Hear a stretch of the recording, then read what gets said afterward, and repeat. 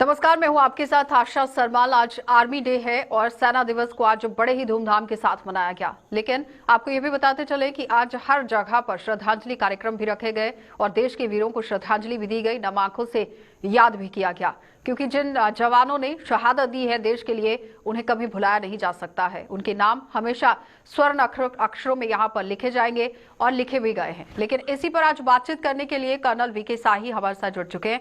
इन्हीं से बातचीत करेंगे कि आखिर किस तरह से पूरा एक सेना का जीवन जो है वो रहता है। तो सर, सबसे पहले यही जानना चाहेंगे कि आज जिस तरह से सेना दिवस पूरे देश के अंदर मनाया गया है, लेकिन एक जब सैनिक सेना में भर्ती होता है उस वक्त जो जोश, जज्बा और अदम्य साहस के साथ वो काम करता है, वो काबिले तारीफ रहता है। क्या कहेंगे?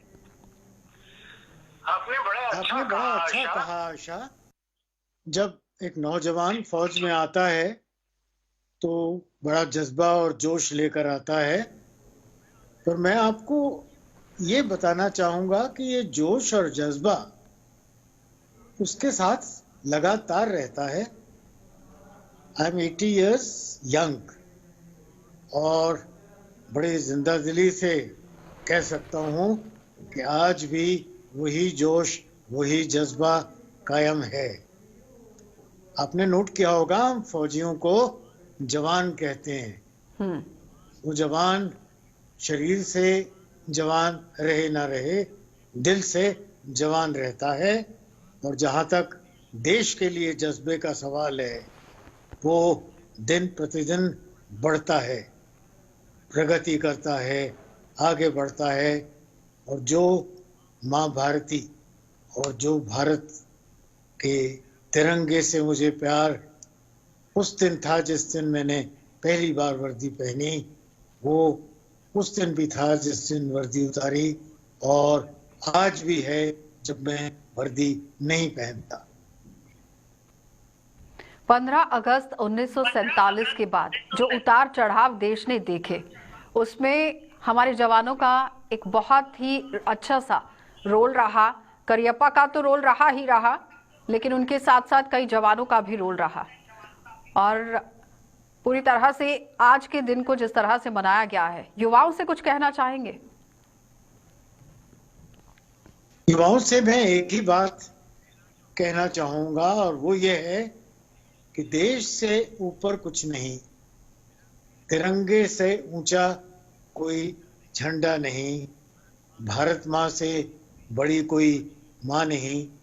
और आपका शरीर, आपका कण कण, आपके रक्त की एक एक बूंद का लेने वाला एक एक सांस, आपके शरीर को बनाने वाला एक एक अनाज का, फल का, सब्जी का एक एक टुकड़ा, सब इस देश की मिट्टी से बना है। आप खुद इस देश की मिट्टी से बने, इस देश की हवा में सांस लेकर तंदुरुस्त हुए और जिंदा हैं। और वक्त आने पर ये सब चीजें देश को क्या लगता है सर कि कितना खुशनसीब रहता है वो इंसान जिसे देश की रक्षा करने का मौका मिलता है, भारत माता के लिए शहीद होने का मौका मिलता है?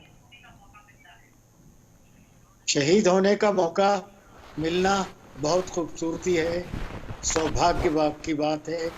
पर मैंने हमेशा अपने फौजियों को कहा कि मैं बहुत अच्छा महसूस करूंगा अगर मेरे देश के लिए मैं दुश्मन को शहीद करूं और कुछ करूं, उनको मौत के घाट उतारूं। और जम्मू कश्मीर में जिस तरह से आतंकी गतिविधियां पनप रही हैं, जिसमें कोई दो राय नहीं है कि हमारे सुरक्षा बल बहुत अच्छे से काम कर रहे हैं, उन लोगों के लिए कोई मैसेज देना चाहेंगे?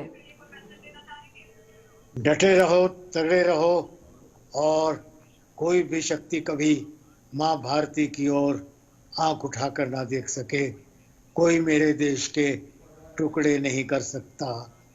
पूरा देश, भारत देश, जम्मू कश्मीर की आपने बात की, पाकिस्तान ऑक्युपाइड जम्मू और कश्मीर का इलाका शामिल करके मेरा भारत देश है, आप सबका भारत देश है, और ये देश संभाल के रखो।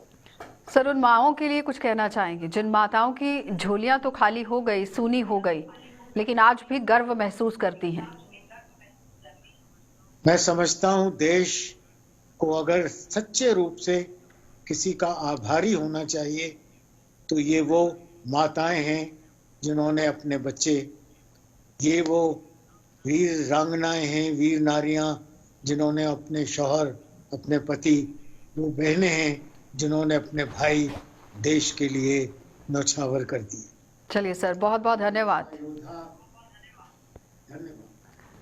तो फिलहाल आपने देखा कि कर्नल वीके साही हमारे साथ जुड़े हुए थे, जो बता रहे हैं कि किस तरह से भारतीय सेना में जब एक जवान भर्ती होता है तो आदमी साहस के साथ, जोश के साथ और जज्बे के साथ, और जब वो शहादत देता है देश के लिए, वो भी जज्बे के साथ और जोश के साथ। लेकिन जाते जाते उन माताओं बहनों के लिए एक नमन ज़रूर बनता है, और जिन माताओं की गोद तो सुनी हो गई, लेकिन उन्हें फ़क्र आज भी महसूस होता है। आप देखते रहिए जय के साथ।